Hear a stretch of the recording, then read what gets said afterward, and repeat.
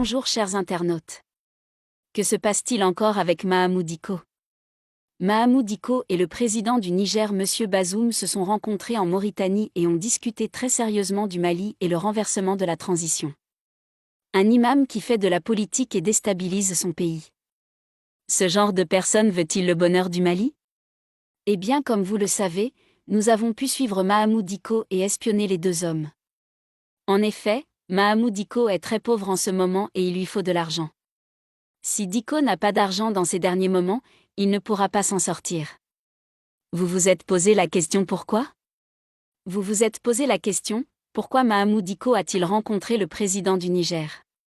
Oui, Maliens et Maliennes, c'est simple et très compréhensible, le président du Niger, après avoir accepté que la base militaire soit implantée au Niger, le nouveau plan est le financement de Mahamadou Dicko. Le financement se lève à 500 millions de francs CFA accompagné de 120 mercenaires formés au Niger. L'ordre a été donné à Dicko de faire tout pour faire tomber la transition par tous les moyens et Dicko a promis à Bazoum que dans 2 semaines la transition va tomber. C'est-à-dire une somme que Mahamadou Dicko doit ramener à Bamako.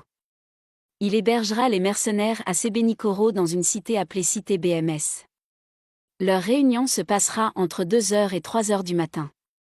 Mahamadou Dicko n'a pas encore dit où ça se passera les réunions, mais d'après nos informations, ça sera dans son centre de Bakodji-Koroni où se trouve sa deuxième maison.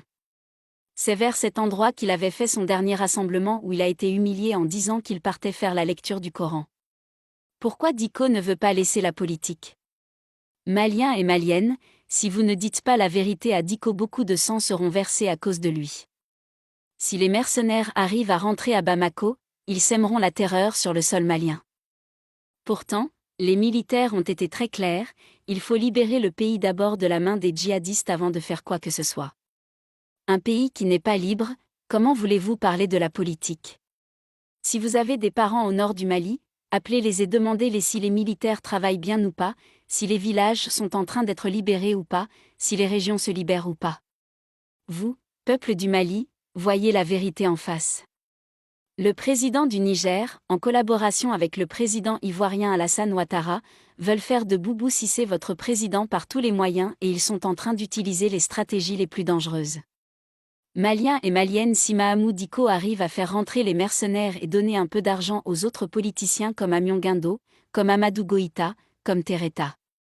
Ils essayeront d'acheter des jeunes du Mali en leur proposant quelques sommes.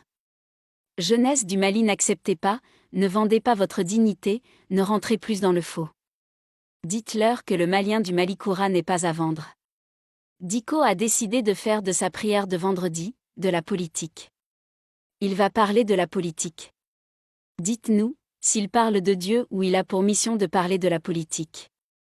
Maliens et Maliennes, pourquoi priez-vous derrière un homme qui mélange votre pays? C'est la seule mosquée de Badalabougou? Il n'y a pas d'autre mosquée là-bas? Nous avons aussi demandé aux vieux de Badalabougou, on nous a appris que cette mosquée où Dicko s'invente d'être le propriétaire ne l'appartient pas, il est allé trouver la mosquée là-bas. Maliens et Maliennes, si jamais ils essaient de forcer les élections, ramenez ces politiciens au front et donnez-les des armes pour qu'ils voient la souffrance de ceux qui ne sont pas libres. Dicko et ses amis doivent faire un tour au front, ils doivent voir que le pays n'est pas totalement libre. Pourquoi le Mali n'envoie pas Dicko et ses partisans au front et on verra s'ils peuvent tenir? Le Mali n'a pas besoin de politique d'abord, mais de la liberté. Et il faut les faire suivre par des caméramens sur le front. Imaginez un Issa Kaoudjim au front en train de poursuivre les djihadistes à son retour, va-t-il encore parler de politique?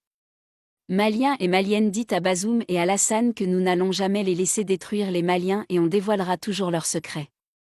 Vous Maliens, vous Maliennes, libérez votre pays d'abord et après préparez votre pays aux élections et choisissez le président que vous voulez sans problème.